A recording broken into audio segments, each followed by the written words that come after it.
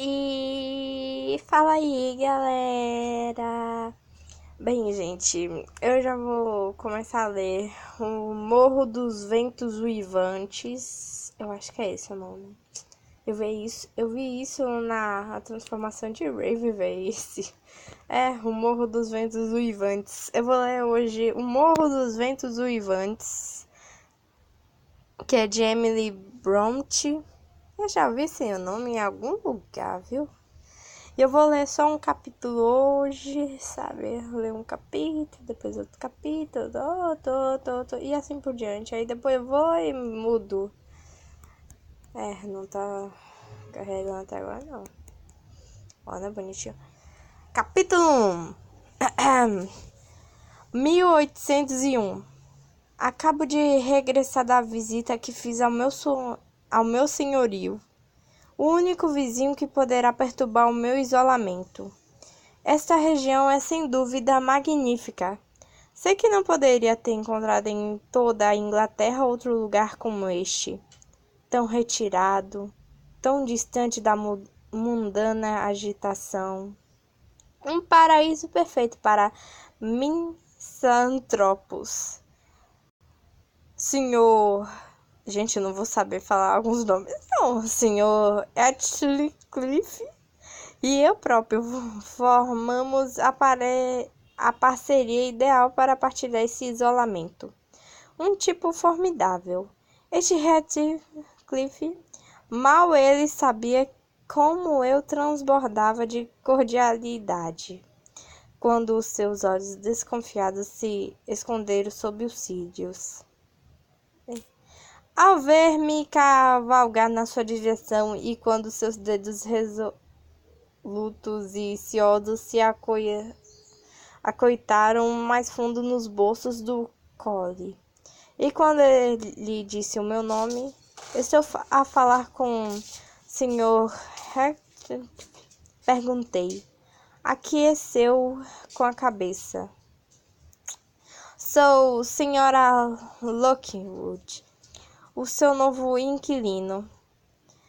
Quis ter a honra de vir visitá-lo logo após a minha chegada, para lhe apresentar as minhas desculpas e lhe dizer que espero não ter importunado demais com a minha insistência em alugar a Granja dos Tordos.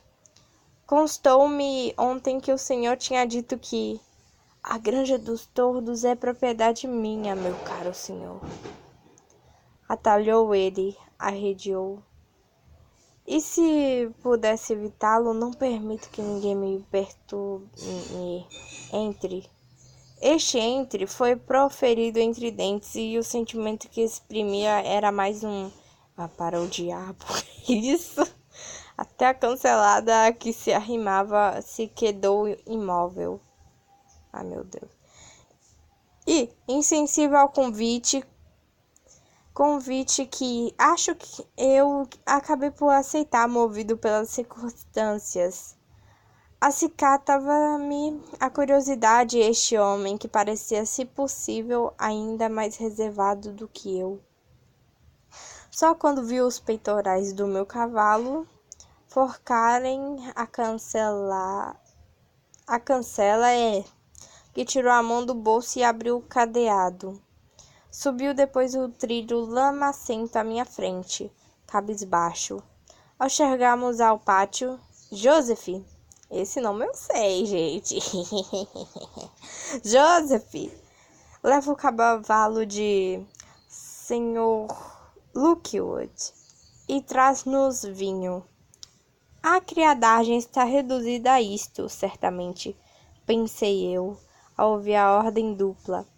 Não admira que a erva cresça por entre o lajedo e as sebes tenham de ser podadas pelo gado. Joseph era um homem já de certa idade, melhor dizendo. Já um velho, bastante velho até, se bem que de rija tempera. Valha-me Deus, resmungou com voz sumida e enfadada. Pelo menos eu já vou melhorando a minha leitura, viu? Quando me segurou o cavalo, ao mesmo tempo que me fitava com um ar tão sofredor que eu caridosamente, imaginei que ele devia precisar da ajuda divina para digerir o jantar e que aquele piedoso arranzoado nada tinha a ver com a minha visita inesperada. Alto dos Vendavais é o nome da propriedade onde Sr. Ratcliffe vive, nome da tradição local, só por se revelador da inclemência climatérica. Aqui o lugar está exposto durante as tempestades. Ar puro e vento revigorante é coisa que não falta a quem vive lá no alto. Adivinha-se a força das nortadas que varrem as cristas das penedias, pela acentuada inclinação de alguns abetos raquíticos que guarnecem as traseiras da casa e pelo modo como os espinheiros do cercado estendem os seus braços descarnados, todos na mesma direção. Direção, tá certo, direção, assim, como se a implorarem ao sol a dádiva de uma esmola. Afortunadamente, o arquiteto teve visão suficiente para construir a casa sólida. Vai demorar quanto será para o segundo capítulo? Para o primeiro capítulo acabar. É porque... Espera. Não. As janelas estreitas foram escavadas fundo na pedra e as esquinas protegidas por grandes pedras em cunha. Antes de transpor a entrada principal, detive-me a admirar as figuras grotescas que ornamentavam profusamente a fachada, concentradas sobretudo à volta da porta, sobre a qual, perdidos num emaranhado de grifos e meninos despodorados, consegui obrigar uma data, 1500, e um nome, Hareton Earnisha. Eu não sei falar isso. Bem, me apetecia a tecer alguns comentários e pedi ao sorumbático proprietário que me fizesse uma breve história do lugar, mas a sua atitude junto à porta parecia exigir que, das duas, uma, ou entrasse sem detença, ou me fosse de vez embora. E longe de mim a ideia de lhe aumentar a impaciência antes de poder apreciar o interior. Entramos diretamente para uma sala sem passarmos por nenhum vestíbulo ou corredor. A sala comum, como aqui lhe chamem, inclui geralmente a cozinha e a sala de estar. Mas creio que no alto dos vendavais a cozinha teve de ser transferida para outra parte da casa. Pelo menos ouvia-se lá para dentro um grande burburinho de vozes e o bater de tachos e panelas. Também não detectei na enorme lareira quaisquer vestígios de assados ou cozinhados de panela. Nem vi pendurados nas paredes os reluzentes tachos de cobre ou os passadores de folha. Numa das paredes de topo, a luz e o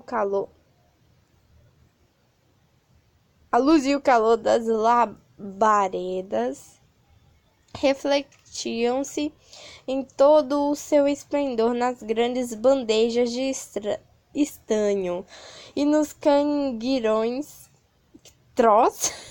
e pincéis de prata que, em filas alternadas, subiam até as telhas dispostos num enorme louceiro de carvalho.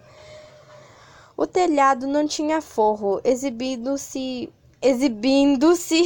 em toda sua nudez aos olhares curiosos, exceto nos locais onde ficava escondido atrás de uma prateleira suspensa, cheia de bolos de aveia ou atrás de presuntos fumados de vitela, carneiro e porco, que pendiam das traves enfiadas. Oi, gente, eu acho que não esteja.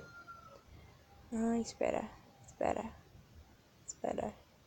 Capítulo 1. Que é isso?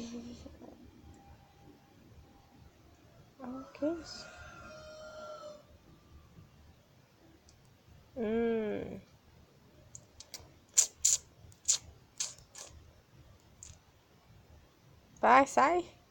Que isso? É pra o tamanho. Que isso? Do dia?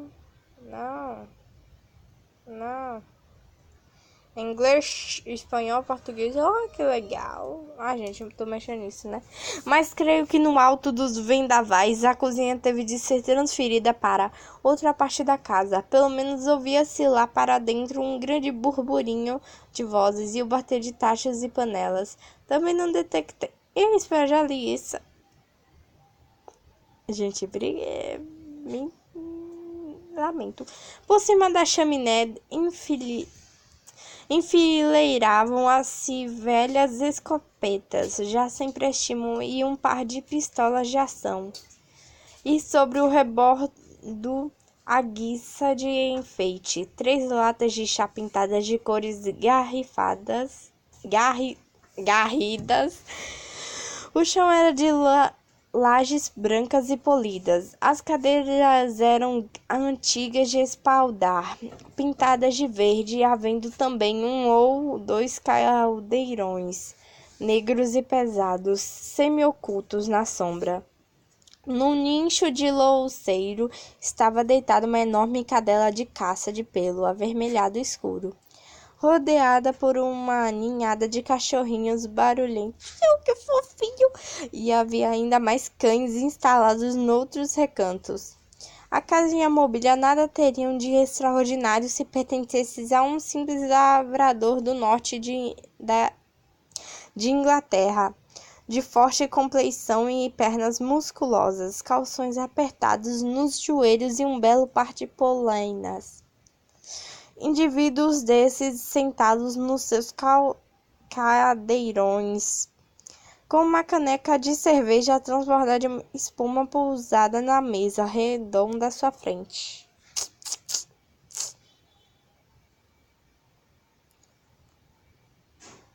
Encontra-se aos pontapés por estes montes num raio de 5 ou 6 milhas. Se chegarmos na hora certa, ou seja, depois do jantar, Sr. Heathcliff, porém, contrasta singularmente com o ambiente que o rodeia e o modo como vive. É um cigano de pele escura no aspecto de um cavaleiro, nos modos e no trajar, ou melhor, tão cavalheiro como tantos outros fidalgofes. Que isso? Rurais, um pouco desmazelado, talvez, sem contudo deixar que essa negligência o amesquine no seu porte altivo e elegante, se bem que taciturno, alguns acusá-lo de orgulho desmedido, mas eu tenho um certo sentido que me diz que não se trata disso. Instintivamente sei que a sua reserva provém de uma aversão inata à exteriorização de sentimentos e à troca de demonstrações de afeto. É capaz de amar e de odiar com igual dissimulação e de considerar o impertinência a retribuição desse ódio ou desse amor. Espera lá. Estou a ir depressa demais. Acho que lhe atribuí com toda a liberdade os meus próprios atributos. Sr. Heathcliff pode ter razões completamente diferentes das que me assistem para si, que vai a apertar a mão a alguém que acaba de conhecer. O defeito é capaz de ser meu. A minha saudosa mãe costumava dizer que eu nunca havia de conhecer o conforto de um lar. E ainda o verão passado provei ser perfeitamente indigno de o possuir. Estava eu a saborear um mês de ameno lazer à beira-mar, quando fui apresentada a mais fascinante das criaturas, uma deusa em carne e osso. Sem que ela, todavia, reparasse em mim, nunca lhe confessei abertamente o meu amor, mas se é verdade que os olhos falam, até um idiota teria percebido que eu estava perdidamente apaixonado. Ou então tá chamando ela de idiota. Nesse eu já vou ter que sair, gente. Acho que nem vai dar pra um capítulo. Finalmente ela acabou por entender e devolveu-me o olhar com um olhar mais terno que se possa imaginar. E que fiz eu? Vergado ao peso da vergonha que o confesso, retraí-me timidamente como um caracol, mostrando-me mais frio e distante a cada olhar seu, até que a pobre inocente começou a duvidar do que os seus olhos diziam, e perante o vexame do erro cometido, convenceu a mãe a irem-se embora mais cedo.